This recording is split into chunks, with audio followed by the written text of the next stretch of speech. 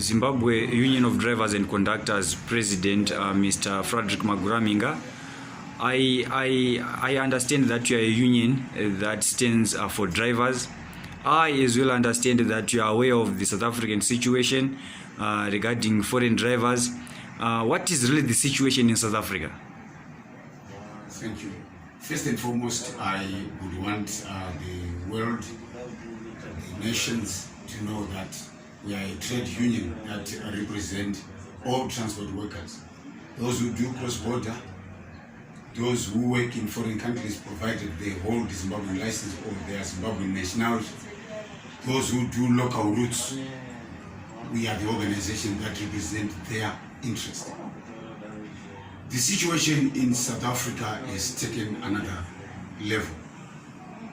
The situation has gone as far as the advocacy for foreign drivers to be prohibited from driving in South Africa without a South African license.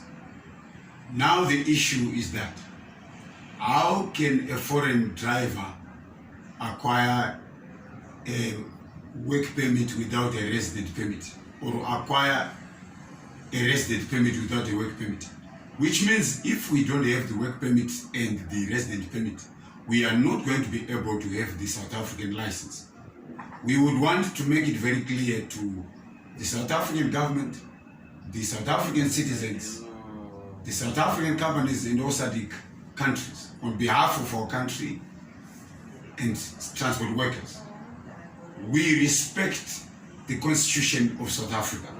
We respect their labor laws.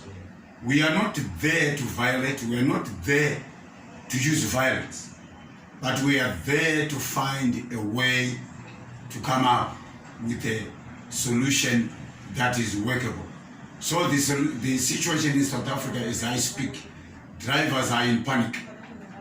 Drivers, sometimes they face violence. There is retaliation from other groups, but we maintain the sentiment of peace amongst all drivers. We also want to express our thanks, our appreciation to the South African government, the South African citizens, the South African companies, for making it possible for Zimbabweans to be employed in South Africa. But however, this has been actually challenged or affected by challenges that have actually brought us to where we are today. You expressed your gratitude towards the South African government, Mr. Maguraminga. Have you engaged them yet regarding this situation that we are talking about? To be honest, we have already engaged the South African Embassy as an organization that is run professionally, as an organization that has got membership. We have created platforms through our committees and members abroad in South Africa, workers here in Zimbabwe. We now have got a task force that is actually dealing with this issue. So we could not first start by engaging the South African government before making sure that we group ourselves and come up with resolutions. So what we are actually airing out right now, presenting, is not something that has actually originated from the union office only, but it's a collective process that has been done.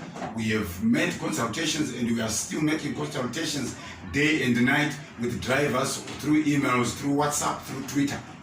So the other issue is that we did not only engage the South African government through the South African Embassy without engaging our government. We are a union that is registered with our government of Zimbabwe. We have already written to the Foreign Affairs Ministry. We have submitted our letter of engagement, the queries or grievances of the drivers that they have and the possible way forward. So as I speak, our government is aware, and today we are awaiting a letter of communication from the Foreign Affairs Ministry, who promised us to communicate with the Zimbabwean Embassy in South Africa.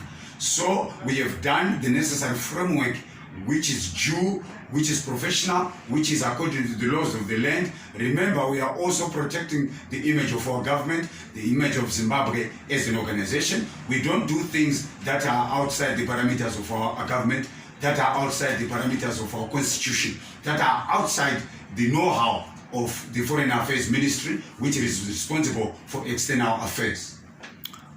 Briefly, Mr. Maguraminga, now tell me what drivers are saying regarding this whole situation as well, and if it's possible, air out as well your proposed solutions towards this whole situation.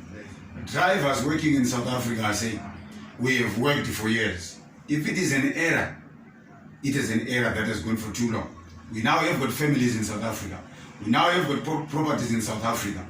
We have worked, we are cultured, some of us, our drivers are cultured now in South Africa. We have contributed to the economy of South Africa.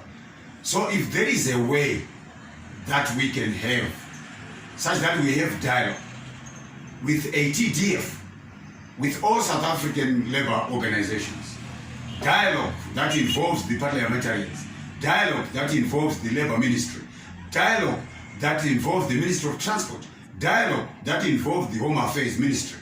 Remember, our drivers are saying, if we can have a process even through our unions to have work permits, to have resident permits, and make sure that we are formally employed in South Africa, such that we may be able to contribute to the fiscus through paying tax. We are saying, if we agree on a percentage of drivers that can be allowed to drive in South Africa, that would be a very good arrangement. Because as you know, I think right now in Zimbabwe, every country goes through these problems or challenges. Right now in our country, we don't have the space to employ all the drivers. So other drivers are going to other countries in search of greener pastures, in search of employment. We have got issues with our employers in Zimbabwe. So others are running away from our country.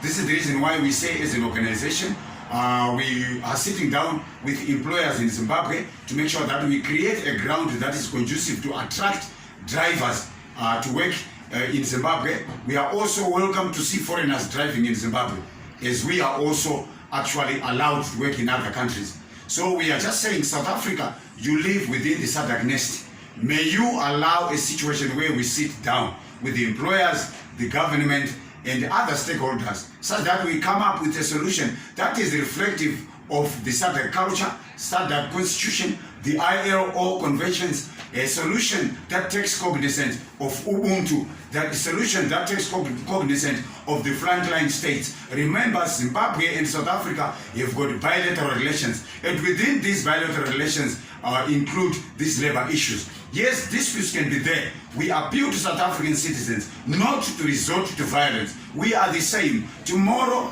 it might be South Africans who will be coming. And as an organization, we will be number one to actually facilitate South Africans to come and work in Zimbabwe. We had Mozambicans coming to work in Zimbabwe. We had Malawians in our country. We have got Zambians in our country. Yes, right now we are going through recession. But as I have alluded to from the beginning, every country has got its own challenges and every country faces its own problems, but it's not for a lifetime. Problems in Zimbabwe will be over. Our government and all other stakeholders are working frantically to make sure that the situation in Zimbabwe economy is addressed. But it's a process. So I believe and hope that the South African government will be able to listen to our plea. We are prepared to fly to South Africa to make sure that we meet ATDF. We are planning to meet the government of South Africa with the blessings of our government, with the blessings of the Zimbabwean embassy, with the blessings of the South African embassy. But in everything, we appeal to the Lord. Let us allow God to lead us in everything. Our God is a God of peace. And I again actually urge all drivers to actually restrain from violence. Let us exercise peace. We need each other tomorrow. Thank you so much, Mr. Frederick Maguraminga. We hope and believe that the situation in South Africa will be resolved quickly and amicably. Thank you.